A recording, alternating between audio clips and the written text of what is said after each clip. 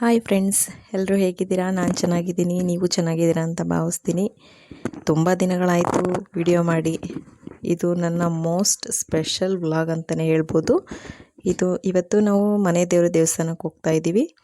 So ಹಾಗಾಗಿ ಮನೆ ದೇವರಿಗೆ ಮೊದಲು ಪೂಜೆ ಮಾಡ್ತಾಯಿದ್ದೀನಿ.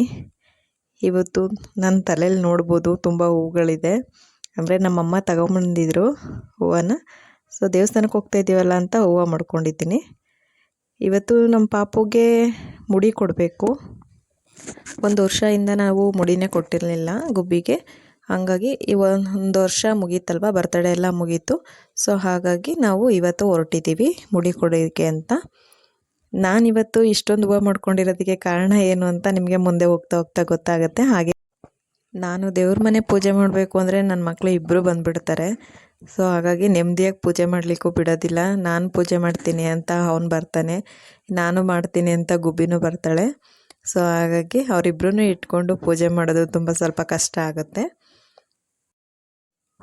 ನೀವು ಅನ್ಕೋಬೋದು, ಒಂದು ವರ್ಷದಿಂದ ಪಾಪುಗೆ ಮುಡಿ ಕೊಟ್ಟಿಲ್ವಾ ಅಂತ.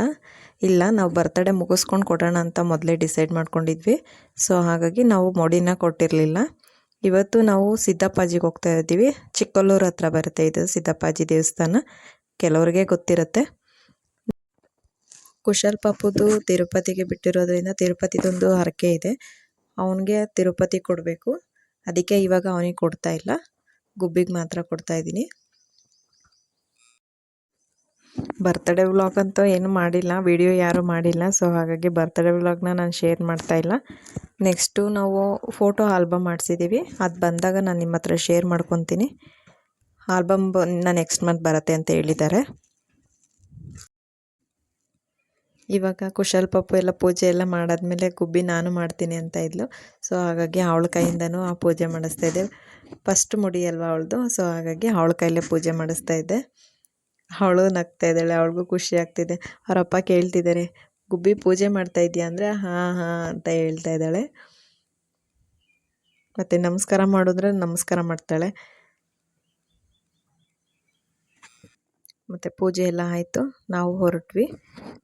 ನಾನು, ಕೀರ್ತಿ, ಅಮ್ಮ, ಪಾಪು ಇವರೆಲ್ಲ ಹಿಂದೆನೇ ಕೂತಿದ್ದೀವಿ. ಮುಂದೆ ಅಪ್ಪ ಕೂತಿದ್ದಾರೆ. ಅಪ್ಪ ಅಂದರೆ ನಮ್ಮ ಮಾವ, ನಿಮ್ಗೆ ಗೊತ್ತಿರುತ್ತೆ, ನನ್ನ ಅಪ್ಪ ಅಂತಲೇ ಕರೆಯೋದು. ನನ್ನ ಮಗನಿಗೆ ಟ್ರಾವೆಲ್ ಅಂದರೆ ತುಂಬ ಇಷ್ಟ. ಅವನಿಗೆ ಕಿಟಕಿ ಕಡೆ ಕುತ್ಕೊಂಡ್ಬಿಟ್ರೆ ಚೆನ್ನಾಗಿ ಎಲ್ಲ ಕಡೆ ನೋಡಿಕೊಂಡು ಆರಾಮಾಗಿ ಕುತ್ಕೊಂಡು ಬರ್ತಾನೆ. ನಾವು ಇವಾಗ ಹೊರಟಿದ್ದೀವಿ. ಟೈಮಿಂಗ್ಸ್ ಬಂದು 8 ಗಂಟೆ ಆಗಿಬಿಟ್ಟಿತ್ತು ನಾವು ಹೊರಡೋ ಅಷ್ಟರಲ್ಲಿ. ನಾವಲ್ಲಿ ರೀಚ್ ಆಗೋ ಅಷ್ಟರಲ್ಲಿ 11 o'clock ಆಗಿತ್ತು ಅನಿಸುತ್ತೆ. ನಾನು ಅಷ್ಟು ಟೈಮು ನೋಡ್ಕೊಂಡಿಲ್ಲ. ಅಂದರೆ ಫಸ್ಟ್ ಟೈಮ್ ನಾವು ಎಲ್ಲರೂ ಈ ಥರ ಒಟ್ಟಿಗೆ ಹೋಗ್ತಾ ಇರೋದು. ಒಬ್ರಿದ್ರೆ ಒಬ್ರು ಇರ್ತಿರ್ಲಿಲ್ಲ. ಒಂದು ಸಲ ಅಮ್ಮ ಇರ್ತಾಯಿದ್ರು, ಒಂದು ಸಲ ಮಾವ ಇರ್ತಾಯಿದ್ರು. ಸೊ ಅಂತೂ ಇಂತೂ ರೀಚ್ ಆದ್ವಿ. ದೇವಸ್ಥಾನಕ್ಕೆ ಕಾಲಿಟ್ಟಿದ ತಕ್ಷಣ ಏನೋ ಒಂಥರ ಸಮಾಧಾನ ಅನ್ನಿಸ್ತು. ಯಾಕಂದರೆ ಕುಶಲ್ ಪಪ್ಪುದು ಫಸ್ಟ್ನೇ ಮುಡಿ ಕೊಡೋಕ್ಕೆ ಅಂತ ಬಂದಿದ್ದು. ಅದು ಕುಶಾಲ್ಗೆ 9 ತಿಂಗಳು ಪಾಪುನಲ್ಲಿದ್ದಾಗ ನಾವು ಮುಡಿ ಕೊಟ್ಟಿದ್ದು. ಆವಾಗ ಬಂದಿದ್ದಕ್ಕೆ ನಾನು ಇವತ್ತೇ ಬರ್ತಾ ಇರೋದು. ಗುಬ್ಬಿಗೆ 1 ವರ್ಷ ತುಂಬಿದ ಮೇಲೆ ಬರ್ತಾ ಇದ್ದೀನಿ.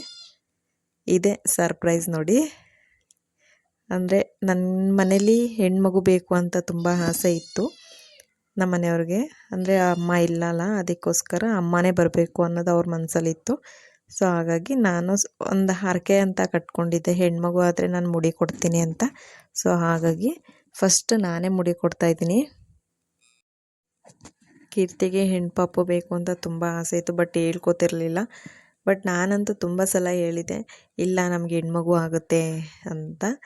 ಯಾವ ಇದ್ರ ಮೇಲೆ ಹೇಳ್ತಾ ಇದೆಯಾ ನಿಂಗೆ ಹೆಣ್ಮಗು ಆಗುತ್ತೆ ಅಂತ ಅಂದರೆ, ನನಗೆ ಗೊತ್ತು, ದೇವ್ರನ್ನ ನಾನು ನಂಬಿದ್ದೀನಿ, ನನ್ನ ಯಾವತ್ತೂ ಕೈ ಬಿಡಲ್ಲ ದೇವರು ಅಂತ ನಾನು ಹೇಳ್ತಾ ಇದ್ದೆ. ಸರಿ ಆಯಿತು ನೋಡೋಣ ಬಿಡು ಅಂತ ಹೇಳೋರು. ನೀನು ಟೆನ್ಷನ್ ಮಾಡ್ಕೋಬೇಡ, ನಿಮ್ಮಮ್ಮ ನಿನಗೆ ನಾನು ವಾಪಸ್ ಕೊಡ್ತೀನಿ ಅಂತಲೇ ಹೇಳಿದ್ದೆ. ಸೊ ಹಾಗೆ ಅವ್ರ ಅಮ್ಮನ ನಾನು ವಾಪಸ್ ಕೊಟ್ಟಿದ್ದೀನಿ. ಗುಬ್ಬಿ ರೂಪದಲ್ಲಿ ಅವರಮ್ಮ ಬಂದಿದೆ ಅಂತಲೇ ನಾವು ನಂಬ್ಕೊಂಡಿದ್ದೀವಿ. ಅವಳು ಅದೇ ಥರ ಅವರಪ್ಪನ ಹೆಣ್ಮಕ್ಳೇ ಆಗಲ್ವಾ, ಅಪ್ಪಂದಿರಿಗಿಂತ ಜಾಸ್ತಿ ಇಷ್ಟಪಡ್ತಾರೆ.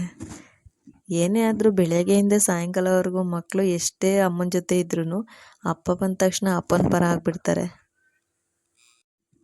ಇಲ್ಲಿ ನಾನು, ನಮ್ಮ ಗುಬ್ಬಿ ಮತ್ತು ನಮ್ಮ ಮಾವ 3 ಜನವನ್ನು ಮುಡಿ ಕೊಟ್ಟಿದ್ವಿ ಮನೆ ದೇವರಿಗೆ ಅಂತ. ಸೊ ಜಾಸ್ತಿ ವೀಡಿಯೋಸ್ ತೆಗ್ದಿಲ್ಲ. ನಮ್ಮ ಪಾಪು ಅಷ್ಟರಲ್ಲಿ ಅವನು ಫೋನ್ ಹಿಡ್ಕೊತಾ ಇದ್ದ, ಕುಶಾಲ್ ಪಾಪು, ಹಾಗಾಗಿ ವೀಡಿಯೋನೇ ಮಾಡೋಕ್ಕಾಗಿಲ್ಲ. ನೆಕ್ಸ್ಟು ಗುಬ್ಬಿಗೆ ಕೊಡಬೇಕು. ಫಸ್ಟೇ ನಾನು ಕೊಟ್ಟಿರೋದ್ರಿಂದ ಇವಾಗ ಗುಬ್ಬಿಗೆ ಕೊಡಬೇಕು. ನೋಡಿ, ಇಷ್ಟೇ ವೀಡಿಯೋ ಅವನ ಪಾಪು ಮಾಡಿರೋದು, ಅದನ್ನೇ ಅಟ್ಯಾಚ್ ಮಾಡಿದ್ದೀನಿ.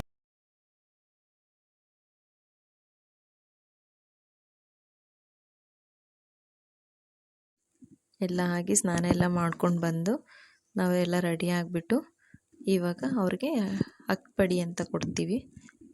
ಅವರಿಗೆ ಅದು ಇದನ್ನೆಲ್ಲ ಮಾಡಿರ್ತಾರಲ್ಲ, ಸೊ ಹಾಗಾಗಿ ಅಕ್ಪಡಿ ಕೊಟ್ಟು ಇದೆಲ್ಲ ಮುಗಿಸ್ಕೊಂಡು ದೇವ್ರ ದರ್ಶನಕ್ಕೆ ಹೋಗಿ ಎಲ್ಲ ದೇವ್ರ ದರ್ಶನ ಎಲ್ಲ ಮಾಡ್ಕೊಂಡು ಬಂದ್ವಿ. ಮತ್ತು ಅಲ್ಲಿಗೆ ಪಾಪುಗೆ ಕಪ್ಪಿಕ್ಕಿಸ್ತೀನಿ ಅಂತ ಕರ್ಕೊಂಡು ಹೋಗಿದ್ರು. ಸೊ ಹಾಗಾಗಿ ಅವರಿಬ್ರು ಎತ್ಕೊಂಡಿದ್ರು, ಹಂಗೆ ಹೋಗಿದ್ರು. ನಾನು ಅದಕ್ಕೆ ಸರಿ ವಿಡಿಯೋ ಮಾಡೋಣ ಅಂತ ಹೋಗಿದ್ದೆ.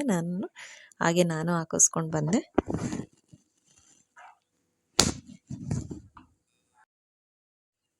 ಇದೆಲ್ಲ ಆದಮೇಲೆ ಅಲ್ಲಿ ಬಸವಣ್ಣ ಇತ್ತು. ಸೊ ಹಾಗಾಗಿ ಬಸವಣ್ಣನ ಹತ್ರ ದಾಟಿಸ್ಕೊಂಡ್ರೆ ಒಳ್ಳೆಯದಾಗತ್ತೆ ಅಂತ ಹೇಳಿದ್ರು. ಸರಿ ಆಯಿತು, ದಾಟಿಸ್ಕೊಳ್ಳೋಣ ಅಂತ ಅಂದ್ಬಿಟ್ಟು ನಾನು ಅಮ್ಮ ಇಬ್ಬರು ಹೋಗಿ ಮಲ್ಕೊಂಡ್ವಿ. ನಾನು ಫಸ್ಟ್ ಟೈಮ್ ಈ ಥರ ಬಸವಣ್ಣನ ಹತ್ರ ದಾಟಿಸ್ಕೊಂಡಿದ್ದು, ತುಂಬ ಭಯ ಆಯಿತು. ಆದರೂ ಮನಸ್ಸಿಗೆ ಒಂಥರ ಸಮಾಧಾನ ಅನ್ನಿಸ್ತು.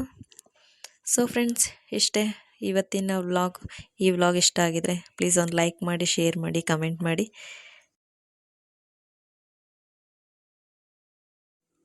ಸಬ್ಸ್ಕ್ರೈಬ್ ಮಾಡಿ, ವಿಡಿಯೋ ನೋಡಿ. Thank you.